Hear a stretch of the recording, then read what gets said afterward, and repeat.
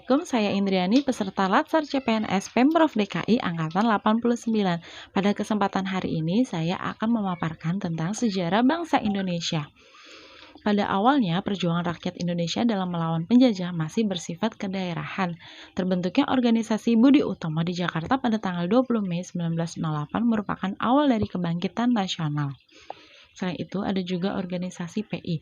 Organisasi inilah yang pertama kali mencetuskan bahwa untuk mencapai kemerdekaan tidak hanya dibutuhkan kesatuan nasional, tetapi juga kesetiakawanan internasional. Tanggal 28 Oktober ditetapkan sebagai Hari Sumpah Pemuda, karena pada hari yang bersejarah itulah perwakilan dari organisasi Hindia Belanda berkumpul untuk melaksanakan Kongres Pemuda kedua, di mana di kongres inilah lagu Indonesia Raya ciptaan W.R. Supratman pertama kali dikumandangkan.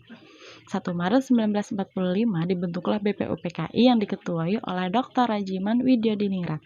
Setelah pembubaran BPUPKI pada tanggal 7 Agustus 1945, diciptakanlah PPKI yang diresmikan pada tanggal 9 Agustus 1945 yang diketuai oleh Insinyur Soekarno.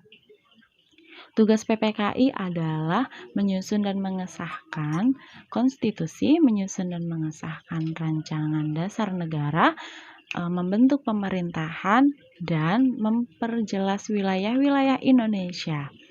Sekian pemaparan dari saya, selanjutnya akan dilanjutkan oleh Ibu Yesika.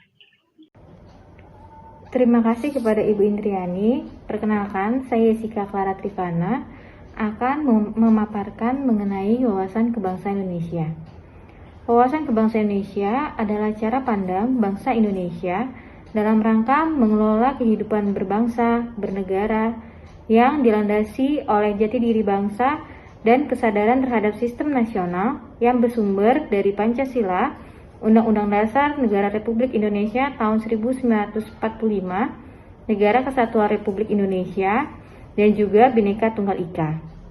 Gunanya untuk memecahkan berbagai persoalan yang dihadapi bangsa dan negara demi mencapai masyarakat yang aman, adil, makmur, dan juga sejahtera. Wawasan kebangsaan Indonesia juga merupakan kesadaran dan juga sikap setiap rakyat Indonesia untuk mengutamakan kepentingan bangsa Indonesia di atas kepentingan pribadi, kepentingan kelompok, dan juga kepentingan golongan. Sekian pemaparan mengenai wawasan kebangsaan dari saya, akan dilanjutkan oleh Bapak Tirta. Terima kasih.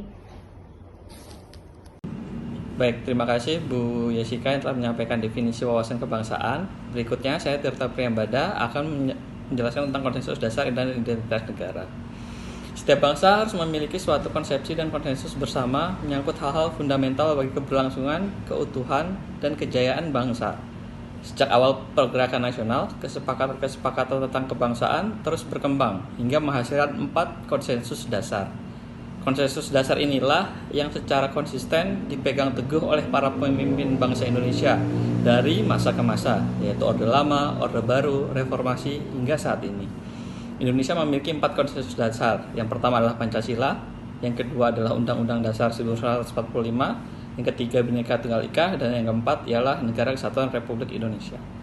Selain 4 konsensus dasar tersebut, terdapat alat pemersatu, kehormatan, kebanggaan, dan identitas bangsa, yaitu bendera negara merah putih, bahasa Negara Kesatuan Republik Indonesia adalah bahasa Indonesia, lambang negara adalah Garuda, Pancasila dengan semboyan Bhinneka Tunggal Ika, lalu yang terakhir ialah lagu kebangsaan adalah Indonesia Raya. Kemudian definisi bela negara dan nilai dasar bela negara akan dijelaskan oleh Ibu Dayu. Terima kasih. Terima kasih atas penjelasannya Pak Tirta. Saya, Dayu Dastiani, akan menjelaskan tentang definisi bela negara dan nilai dasar bela negara. Bela negara itu apa sih? Bela negara itu tekad, sikap, dan perilaku, serta tindakan warga negara, baik secara perseorangan maupun secara kolektif dalam menjaga kedaulatan negara, keutuhan wilayah, dan keselamatan bangsa dan negara yang dijiwai oleh kecintaannya terhadap Negara Kesatuan Republik Indonesia, yang berdasarkan Pancasila dan Undang-Undang Dasar Negara Republik Indonesia tahun 1945 dalam menjamin kelangsungan hidup bangsa Indonesia dan negara dari berbagai ancaman. Berdasarkan Undang-Undang Nomor 23 Tahun 2019, tentang pengelolaan sumber daya nasional untuk pertahanan negara, pasal 7 ayat 3, nilai dasar bela negara meliputi yang pertama, cinta tanah air, yang kedua, sadar berbangsa dan bernegara, yang ketiga, setia pada Pancasila sebagai ideologi negara, yang keempat, rela berkorban untuk bangsa dan negara, dan yang kelima, kemampuan awal bela negara. Sekian dari saya, selanjutnya saya serahkan ke Bu Intan. Terima kasih kepada Ibu Dayu yang telah memaparkan mengenai bela negara dan unsur-unsur bela negara. Perkenalkan, saya Ibu Intan Pujiastuti. Saya akan melanjutkan pemaparan mengenai implementasi bela negara oleh seorang ASN. Implementasi bela negara oleh seorang ASN tentu saja tergantung kepada profesi apa yang ia geluti. Apakah ia seorang guru, ataukah ia tenaga kesehatan, tenaga fungsional, tenaga struktural, dan yang lain-lainnya. Kemudian contoh implementasinya antara lain yang pertama, sebagai seorang ASN tentu saja kita harus disiplin waktu. Disiplin waktu dalam mengerjakan tugas dan lain sebagainya. Kemudian kita dapat melaksanakan tugas dan tanggung jawab kita masing-masing sesuai dengan tupoksinya.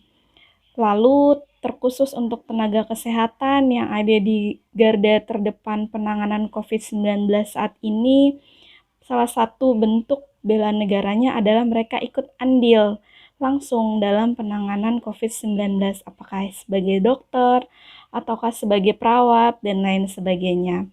Itu saja contoh yang dapat saya berikan. Terima kasih atas perhatiannya. Demikian dari kelompok kami yang memaparkan mengenai wawasan kebangsaan dan bela negara. Terima kasih kembali atas perhatiannya.